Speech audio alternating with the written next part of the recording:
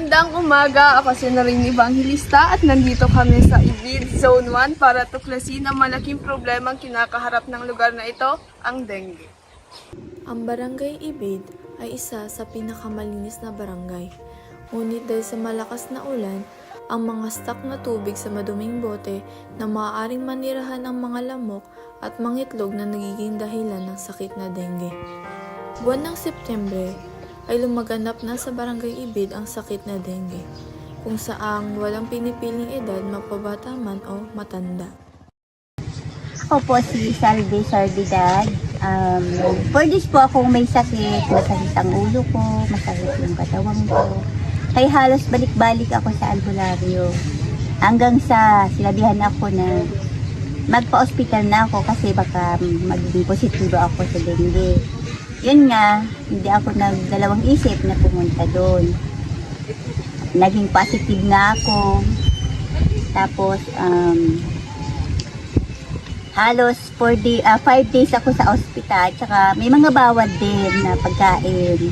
Iniwasan ko yung mga mapupulang pagkain, tsaka yung maiitim. Kasi yun ang talagang pinagbabawal ng doktor. Kasi pag kumain ka daw ng mapula, siyempre, tatay ka mapula, baka yung organ mo daw sa loob ng katawan, may damage na rin. Kaya iniwasan ko talagang kumain. Ayon sa isa sa naapektuhan ng dengue, ang dengue ay isa sa pinakamalubhang sakit. Ako po si Baby Jean Alday, nanggaling sa Ibid. At ako po ay isa sa mga nakaranas ng dengue. Noong una po, ang naging sintomas sa akin ay nahihilo ako at nagsusuka. At nagkaroon din po ako ng mataas na lagnat na umabot ng 40 degrees Celsius. At noong panlima kong araw na may sakit, dinala ako ng aking magulang sa ospital. At 10 araw ako na-confine kung saan ay nilagyan ako ng swero at pinanatiling hydrated ng mga doktor. At makalipas ang 10 araw, ay pinayagan na kaming makalabas ng ospital ng mga doktor. Ayon kay Ginang Marilyn Aragon, kailangan natin mapanatiling malinis ang ating kapaligiran. Hello po, ako po si Marilyn T. Aragon, Barangay Kagawad, Committee on Health. Last September po, nag-igwa po kami ni anti-dengue awareness, kung saan po ipinapaisimi po sa gabos na residente kan sa muyang barangay ang manuod sa paglaban sa dengue. Nag-igwa man po kami pagbandilyo para po ipaisi sa gabos na kaipuhan ta pong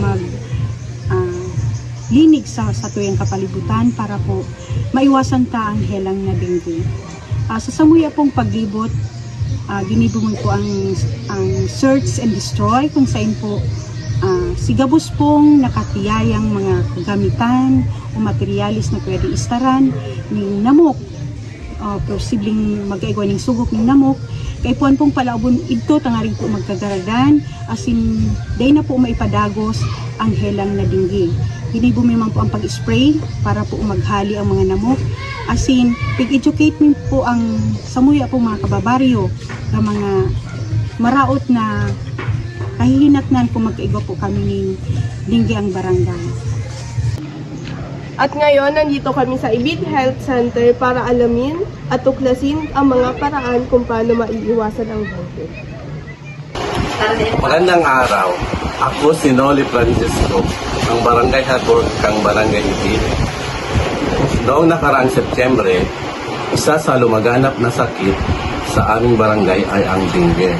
Ito ay ang dulot na pagsasalin sa tao sa pamamagitan ng kagat ng lamok or ang Aedes na may dalang dengue virus o infected female Aedes mosquito virus.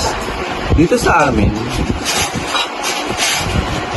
dumami ang nagkalagnat, matinding sakit ng ulo, muscle pain, mga mapupulang rashes na ito, ilan lang sa mga sintomas ng dengue.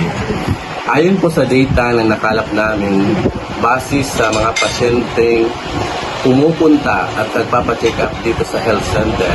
Nagkaroon kami dito ng total na 40 na tao, bata at matanda.